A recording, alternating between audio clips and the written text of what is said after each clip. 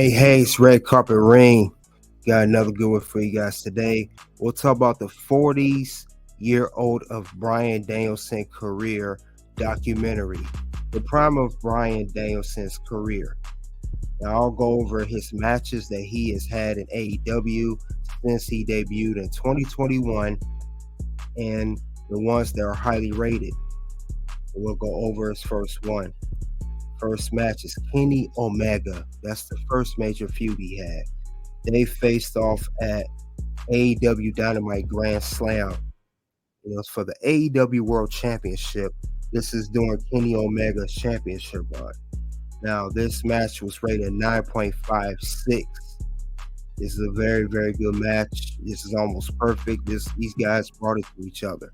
Kenny Omega back and forth with Daniel Bryan. It was so good that it ended in a time limit draw. So there was no declared winner, but Kenny Omega retained his championship. Next feud he had was Hangman Adam Page. Their first meeting was at the AEW Winter's Coming event for the AEW World Championship. This is during Adam Page's championship run. Another great match, rated 9.55 out of 10. Now, this was also a good match back and forth. This is similar to the Kenny Omega outcome. It ended in a draw. With that being said, there was no declared winner, and Adam Page retained his championship. However, they had another encounter, and it was at Hangman Page versus Bryan Danielson for the AEW World Championship again, part 2. This match was rated a 9.43, but Bryan Danielson did not win the AEW World Championship, meaning he did not win the match. Adam Page defeated Bryan Danielson. But we have another good feud. Jon Moxley.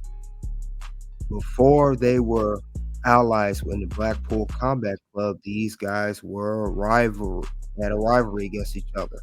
They were rivals. Now, this match here was rated a 8.58 at AEW Revolution 2022. Bryan Danielson did not defeat Jon Moxley.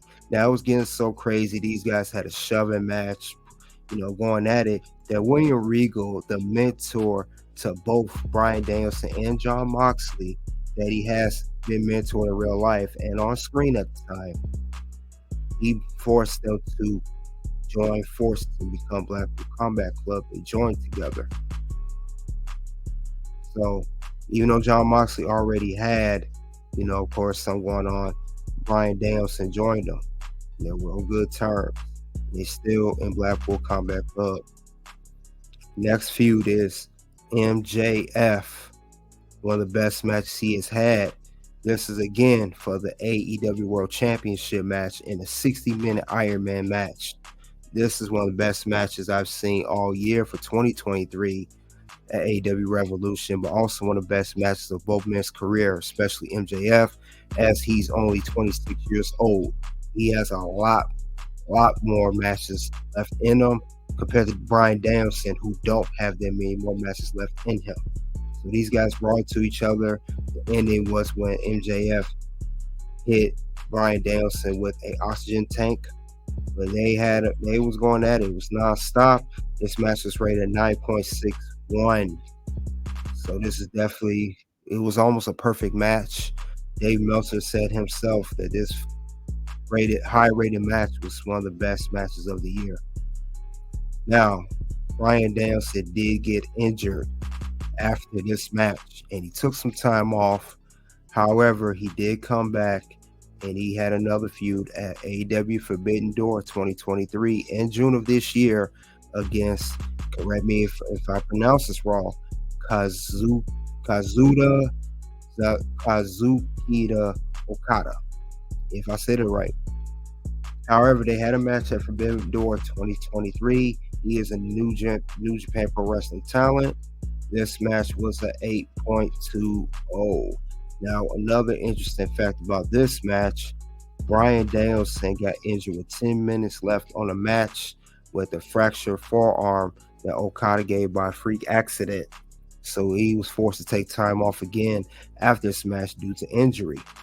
But just because Dan Bryan's out with injury, he can't come back and have another amazing match, which he did. Had another feud with Ricky Starks. And what we're thinking, Ricky Starks on a new show Collision had a feud with Ricky Dragon Steamboat. It was a contract signing. It was the Dragon versus Ricky Starks for a scrap match at AEW All Out. But then comes Bryan Danielson, the American Dragon. He makes his return, and he has his match against Ricky Starks at All Out pay-per-view. And it was for a strap match. Also a great match. Amazing match. This match here was rated a 9.26. So this match is also in the 9s. And these guys brought it to each other.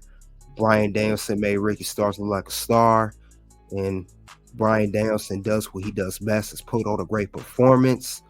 Whether he just came back from injury or he's not come back from an injury, he always brings it to his opponent no matter what the circumstances are. He tapped out Ricky Starks by put him in the label lock, formerly known as the Yes Lock, and he used the strap to tap him out. So they had another match at Collision for a Texas style match, and Ricky Starks lost that match too. It was definitely a good match by both of these men. These guys really did their thing in both matches. But I want to highlight mostly the All Out match because this was Bryan Danielson's match back.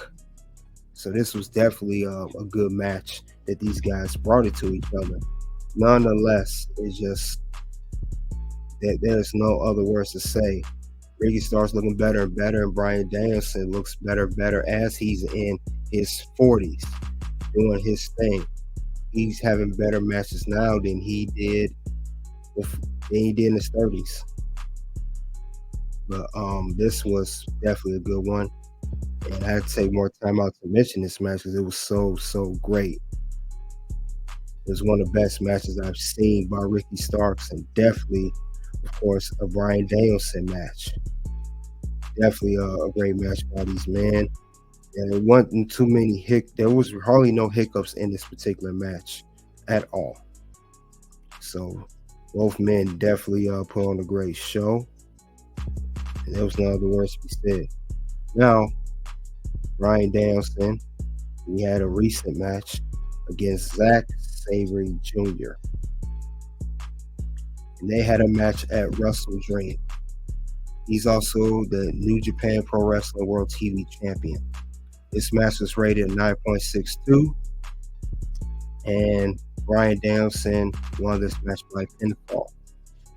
So Zack Sabre, he also is a great talent. There's no other words to say.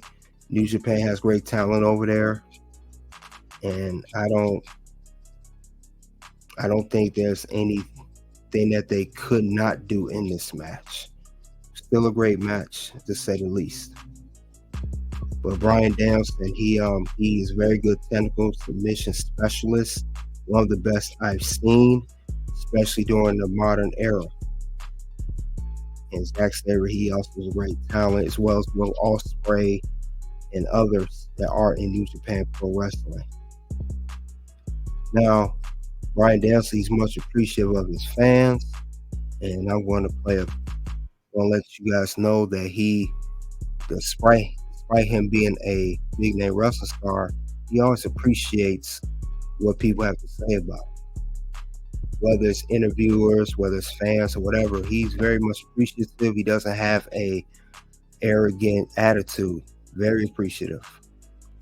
I really appreciate that. I appreciate a lot of you who have watched my career for a long period of time. And, a lot of people don't get as much positive feedback as they need, and I feel like my cup is overflowing. And so thank you guys for that.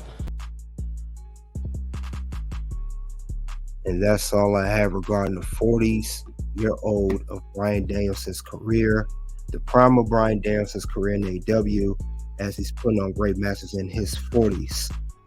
better match he did in his 30s and maybe even some in his 20s. You guys let me know what you think in the comment section below. Do you agree, disagree, or you're indifferent on the matches that were highlighted of Bryan Danielson's AEW career?